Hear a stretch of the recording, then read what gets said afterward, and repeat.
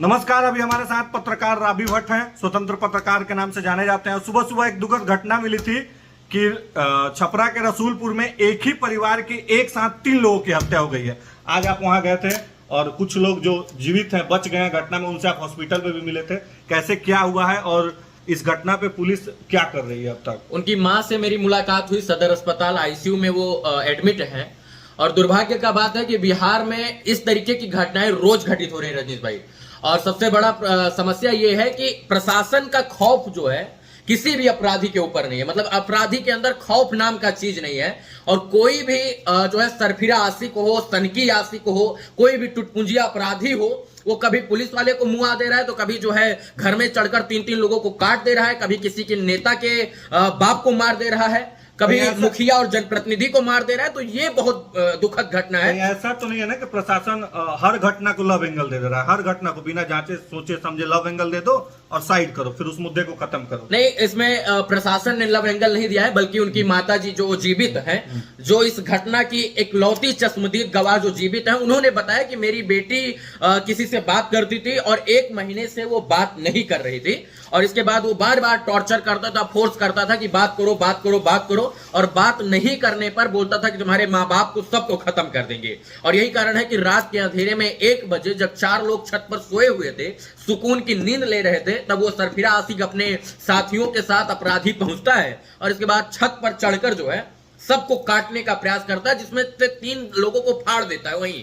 और एक लोग जो मां है वो कैसे भी छत पर से कूदकर अपनी जान बचाने में सक्षम होती है। लेकिन दुर्भाग्य का बात है कि मतलब इतनी बड़ी घटनाएं हो रही हैं बिहार में, फिर भी प्रशासन जो है अपराधियों के ऊपर अपराध को काबू नहीं पा रहा है। इसीलिए तो अपराधियों का मनोबल बढ़ गया है ना। इतनी बड़ी घटना का अंजाम देने से पहले सिफिरा आशिक हो, सनकी आशिक हो, कोई भी हो, उसको अगर थोड़ा सा भी डर नहीं है, इसलिए डर नहीं है। अगर वो आशिक ही था तो प्रेम में जो है किसी के मर्डर कर देना चाहिए क्या? अरे मर्डर कम से कम तो जो है तुम्हें जो कुछ करना चाहिए था लड़की के साथ करना चाहिए था। उसके बहन और उसके बाप और उसके माँ का क्या दोष था? पूरे परिवार का, पूरे परिवार के लोगों को खत्म कर देना। उस घर में चिराग जलाने वाला कोई नहीं है।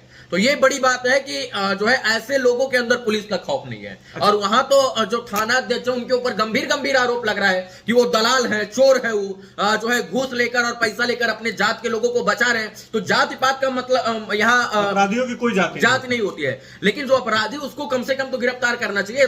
गिरफ्तारी तो हो गई है, लेकिन जो है उसको सजा कब मिलेगी ये भी सवाल है। अब ऐसी घटनाएं घटित हो जा रही है, आपको जानकर आश्चर्य होगा कि 1.5 किलोमीटर दूर ही थाना है वहां से। 1.5 किलोमीटर दूर मेरा घर है वहां पे। मैं तो सारा देख रहा हूँ लोकेशन। मैं आज था नहीं, इसीलिए नहीं वहां गया।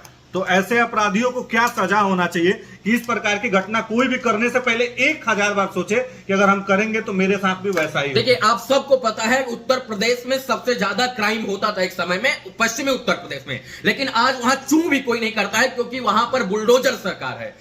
जैसे ही कोई अगर यही घटना उत्तर प्रदेश में घटित होती तो आज जो है उसके हर एक घर को जो है तबाह कर दिया गया जाता। इसके बाद एनकाउंटर, तो यहाँ एनकाउंटर वाली सरकार चाहिए कि अपराधियों को जो है जेल में रखकर उनको रोटी ना दे, बल्कि उनको वहीं ऑन द स्पॉट ठोक कर जो है उनका सूफड़ा साफ कर दे। और 3 को एनकाउंटर कीजिए बिहार में, चर्चित अपराधियों का एनकाउंटर 3-4 को कीजिए। हमको लगता है बिहार के 38 जिला के जितने भी अपराधी हैं वो सब सरेंडर कर देंगे। एनकाउंटर की जरूरत है। चर्चित अपराधी से ज्यादा चर्चित शरीफ लोग सहमे हुए हैं। हाँ बिल्कुल। मुकेश सहनी की पिताजी की हत्या हो जाती है, डीआईजी वहां जाते हैं, स्टेटमेंट देते हैं कि 8 घंटे के अंदर अपराधी जो भी होगा उसे पकड़ लिया जाएगा। और नतीजा क्या है? 24 घंटा का। अभी तो हमको लगता है 48 घंटा होने वाला है। 36 से 48 घंटा होने वाला है। अपराधी गायब है। बगल में नेपाल है, दरभंगा के बगल में भाग गया होगा नेपाल, क्या कर लीजिएगा? तो इतने बड़े बिहार के नेता और उनके पिताजी की हत्या कर देना, वो भी गंदे तरीके से। मतलब ये सच में बिहार की अस्मिता को जो है तार कर रहा है। प्रशासन को चाहिए कि जो सिपाही, जो दरोगा, जो उनके कांस्टेबल उनके हाथ छोड़ दें। यहाँ सिपाही की भर्ती हो जाती, दरोगा बन जाते हैं, वो रिटायर हो जाते हैं, लेकिन पिस्टल जो है उस साफ करने के अलावा गोली नहीं चलाते हैं। अरे उनको भी गोली चलाने का मौका दीजिए, गोली चलाने का मौका दीजिए, एनकाउंटर कीजिए। 2-4 कौन देगा? वर्तमान सरकार देगी ना। लेकिन यही ना चीज है कि उनके हाथ में उनको हथकड़ी लगा दिया गया, चूड़ी पहना दिया गया। बिल्कुल। अगर यही आरजेडी की सरकार होती तो लोग कहते जंगल राज 2 आ गया, जंगल राज 3 आ गया। इस पे सभी लोग मौन क्यों है?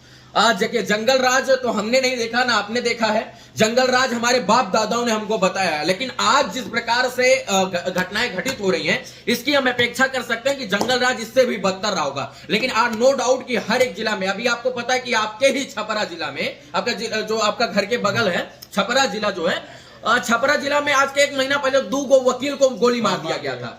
गोपालगंज में मुखिया और बीडीसी को गोली मार दिया गया। इसके बाद सिवान में घटना कल परसों में घटित हुई थी, मर्डर की ही। पटना में 2 छोटे छोटे बच्चों को जो है काट दिया गया, 8-8 साल के बच्चों को 70 फीट के पास है। इसके बाद मुकेश सहनी के पिताजी को रेत दिया गया।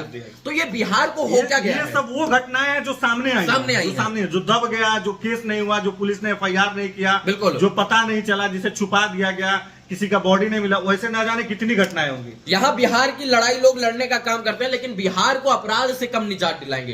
पुलिस वाले को जो है बालू माफिया रौंद कर चला जा रहा है, भू माफिया पुलिस वाले के कनपटी पर बंदूक रखकर ठोक दे रहा है। तो इन चीजों से पार पाना होगा और इसके लिए प्रशासन को प्रशासन को खुली छूट देनी पड़ेगी। सरकार और गृह मंत्रालय जो अमित जो है उनके पास है नीतीश कुमार जी के, तो उनको चाहिए कि प्रशासन के हाथ को पूरा खुला छोड़ दिया जाए और उनको दिया जाए आदेश कि जो भी अपराधी है उनको सूफड़ा साफ कर दीजिए। लेकिन यहाँ अपराधियों को जिंदा रखकर जेल के अंदर उनको रोटी खिलाकर जीवित किया जाता है, बताया जाता है कि तुम जिंदा हो अपराधी और तुम्हें फिर से जो है अपराध करना है। तो ये जेल बेल और केस वाली कहानी से ऊपर उठकर यूपी मॉडल बिहार में अपनाना चाहिए, हमको लगता है।